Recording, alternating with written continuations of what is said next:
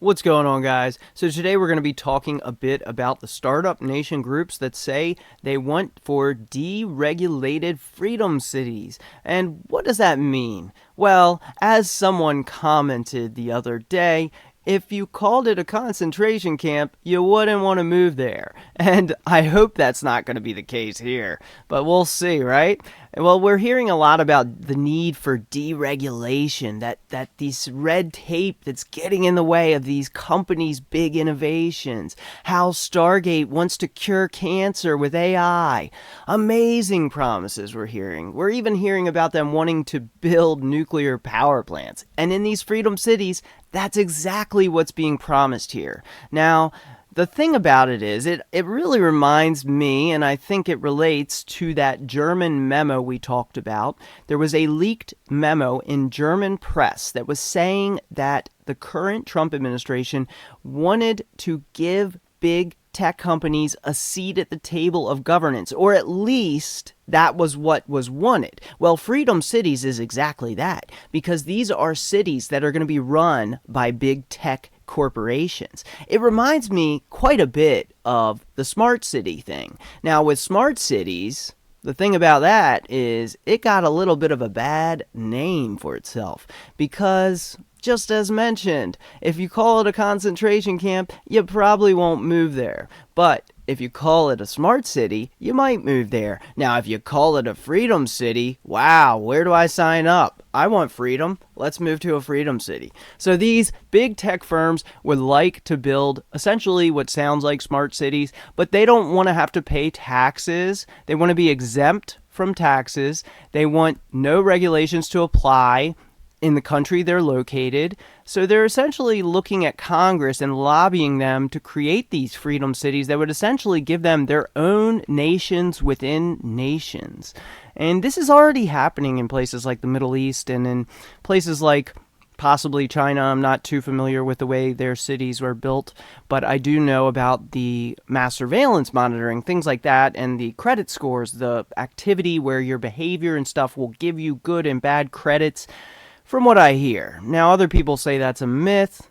I guess, we'll have to figure that out later. For now, let's talk about these freedom cities. They want to have complete immunity from regulations. And that's when we continue to hear this. We need to deregulate business. Well, this sounds like it lines right up. They don't want to have to deal with the Food and Drug Administration. Well, funny enough, that ambrosia company that happened to harvest the blood from young people, they also had trouble with the FDA and shut down for a period at least. Well, in a freedom city, they would be allowed to operate without any barrier. Now, to have their own nuclear reactor startups, I'm a little worried about the possibility of something going wrong with that. I mean, we've heard of Fukushima and so many other cases, like in Ukraine, where nuclear reactors weren't always smooth sailing, where people are still suffering from the health effects. Now, this anti-aging clinical trial thing reminds me a lot of that ambrosia company. Now, at what length will they go? Will they give you UBI to harvest your bone marrow? Could that be a future in a freedom city? We don't really know. I'm just spitting out hypotheticals right now, so I'm not making any claims in this video. I am simply sharing some random thoughts, just like the last video. So in 2023, Trump floated the idea of creating 10 freedom cities. And I remember that on video. He talked about it. And I'm always suspicious when they have to put freedom in the name.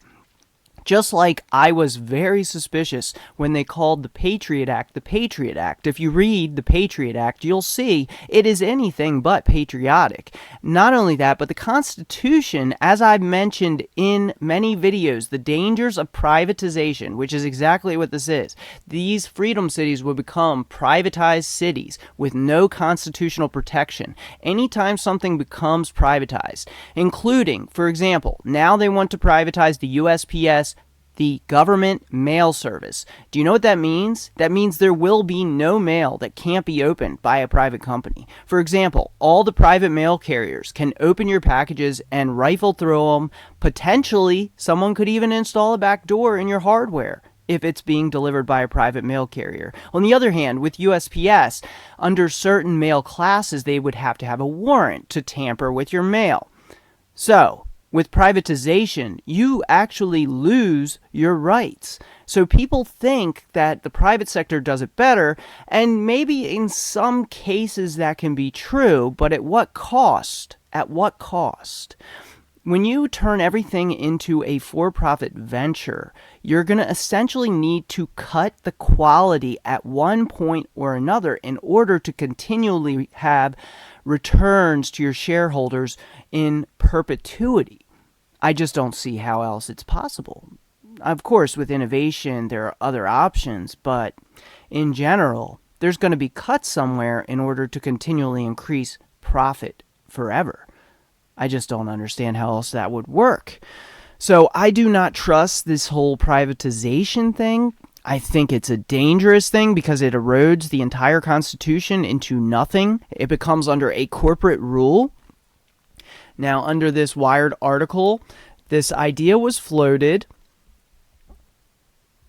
and the energy in DC is absolutely electric. I'm sure. I have no doubt about it. Now, guess who's behind these freedom cities? Take a wild guess. Come on, I want to hear your guess. Go ahead, leave a comment before I finish this paragraph. Who do you think's behind it? Any names? Could it be some altruistic billionaires out there? Maybe. Let's go ahead and take a look further down. The network of backers. It was actually started by Niue Capital, however you pronounce it. And interestingly enough, one of the backers happens to be Peter Thiel. Peter Thiel and Mark Andreessen, the people that I had covered in the last video. Interestingly enough, before this article came out, I was talking about this. Not that it wasn't known, but I feel like not enough people are talking about it, so I've been talking about it on the channel. And if you want to support the channel, go to bmc.link/politictech. I've had a lot of things going on lately. It's made it more difficult to keep up with the channel, so I always greatly appreciate any and all support. If you can just share the video, that's a huge way to support the channel. Just leave a comment, like the video, share it. Anything you can do is greatly appreciated and helps me continue this channel. So in Honduras, it looks like they had tried this.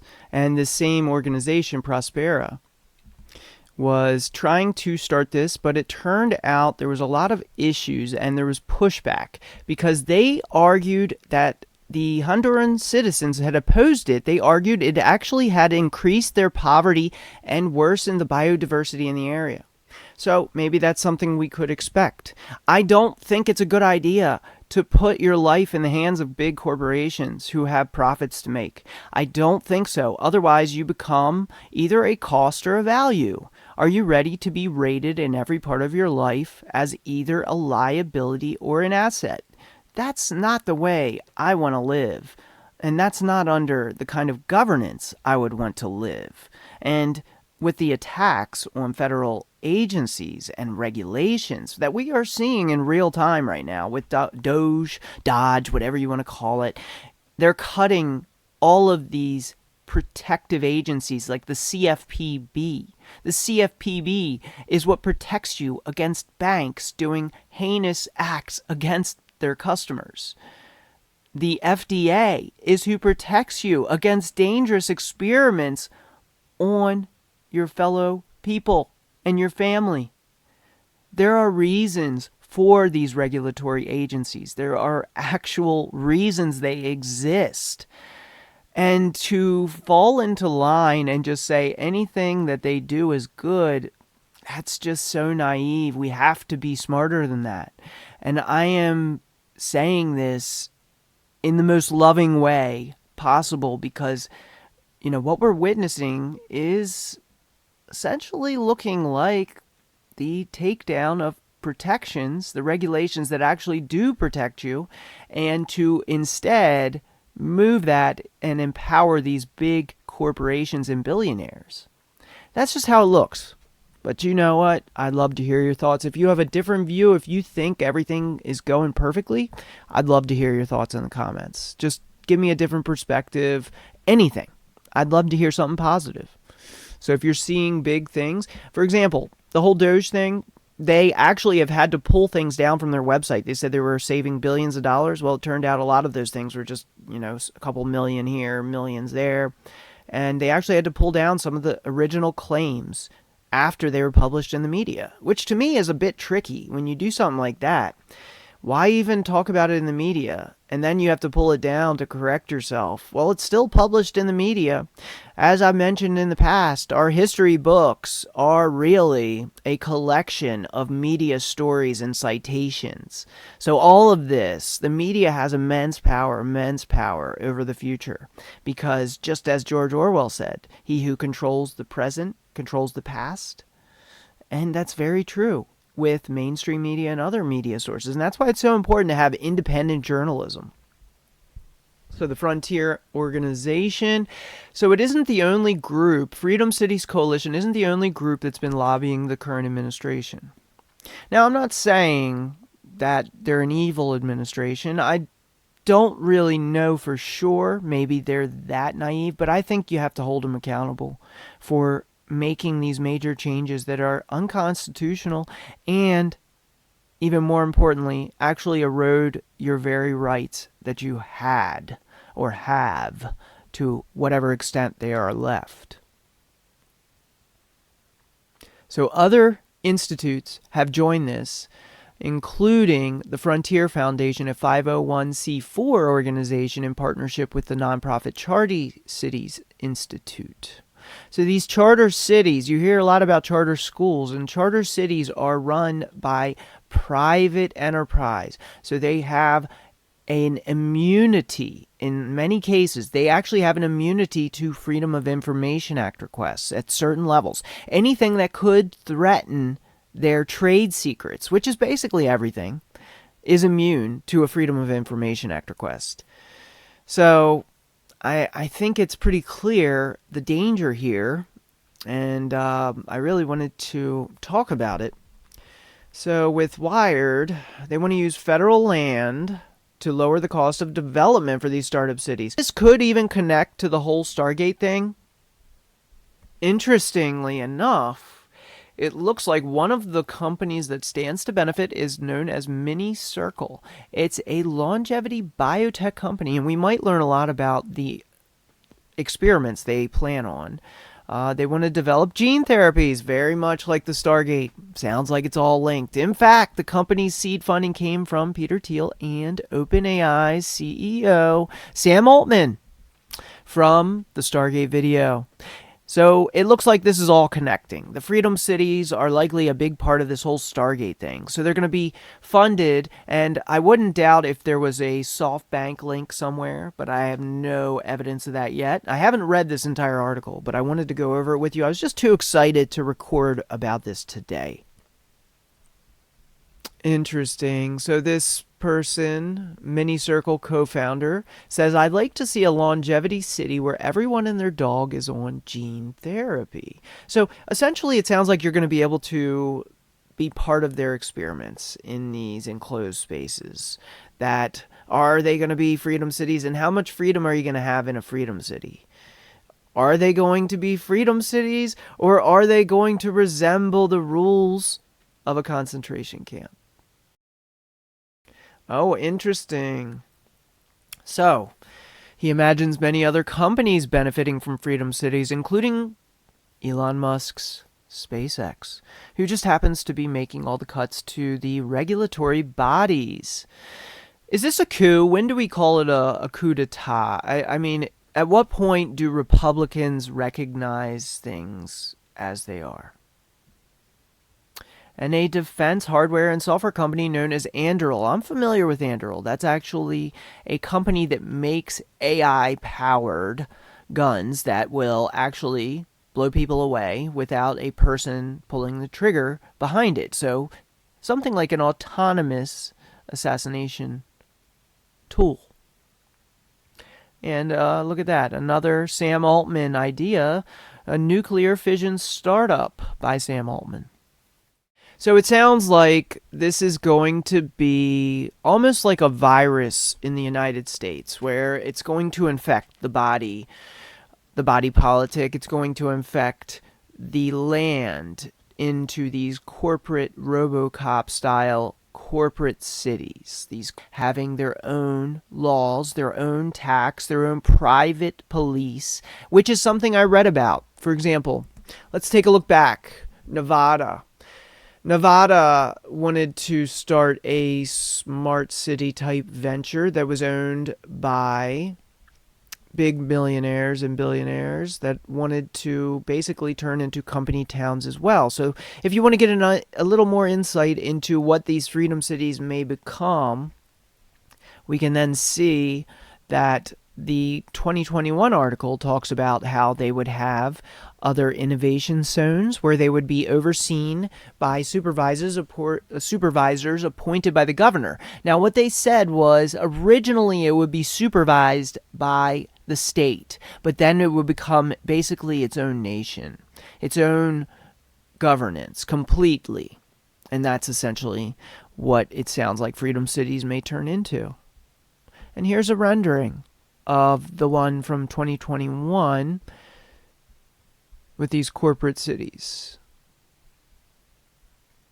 So this person who wanted to start this one in Nevada says, I'm not anti-government, but I do think the government has stuck their nose into our business too much. I think corporate America is worse than the government as far as sticking their nose in our business. Interesting. Didn't expect him to say that.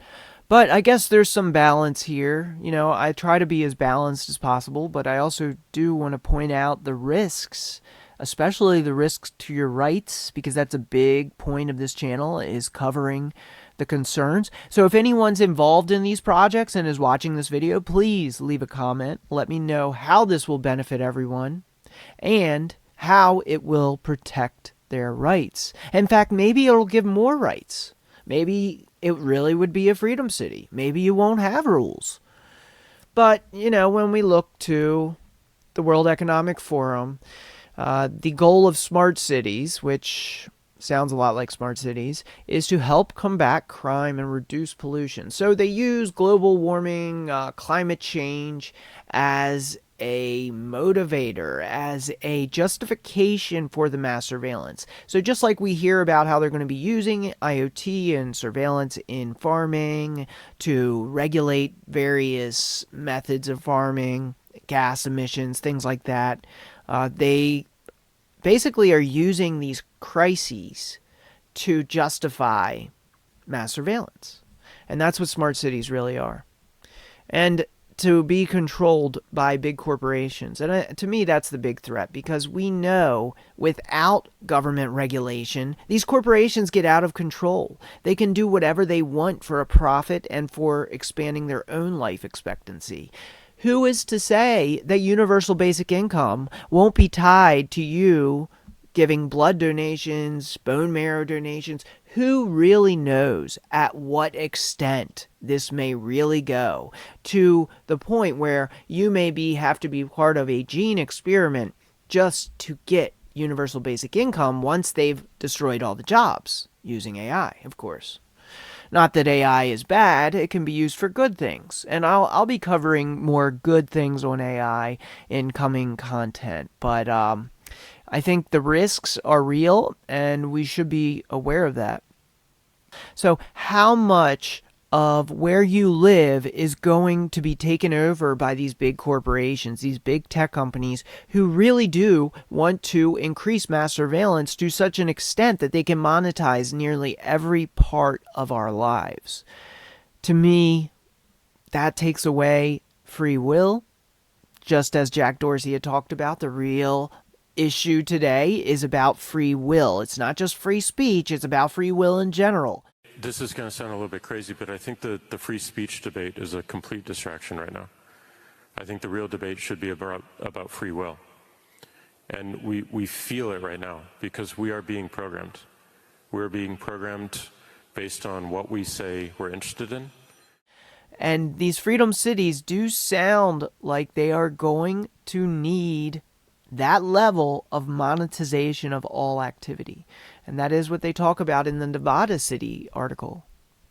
Now, one person, Gil Duran, a former political consultant and an editor at a Substack newsletter, he's warned that building new cities from scratch can have real negative consequence. And especially to be outside the law and above the law and immune from taxes and to run your own privatized police, maybe even your own privatized military. This is a way a coup d'etat truly could happen. And if you're not alarmed yet, I mean, it's time to wake up. It's time to wake up. But maybe it'll be good. I'm trying to stay balanced, but I only see the dangers right now. I understand these corporations are saying it's going to bring great economic booms, but at what cost?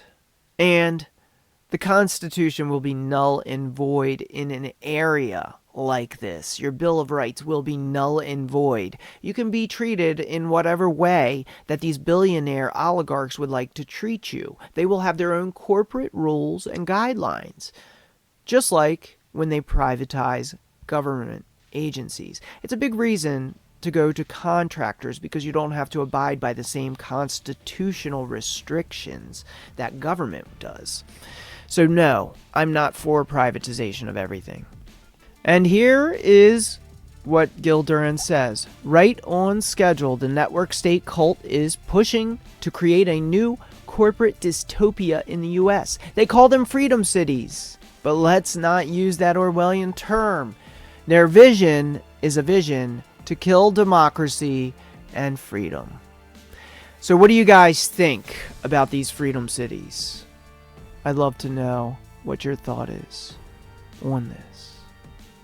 That's what I got today, guys. Pretty much covered the basis for it, but the real risk, it's these big tech oligarchs coming together in order to get around all the regulations, but at the same time we have something called Doge, which is slashing all of the employment of those who are protecting people from corporations. To me, it's clear what's happening, and it's clear that when someone gets too much money, they become dangerous. So let me know, what do you think in the comments? Are these altruistic billionaires that just want to give us more freedom? Or are they willing to experiment on local populations, but they need a place to do it in safety without the Constitution getting in their way? I'd love to know your thoughts in the comments. If you want to support this, go to bmc.link/politictech. I have many options there, including crypto, Monero, Bitcoin, Cash App, and you can always buy coffee right on the site. Join the membership to support this and help me continue this into the future. And if you want to buy a laptop, I have purview backdoors removed laptops on the shop on the blog, and I'll be back later with more on how to protect your security and privacy.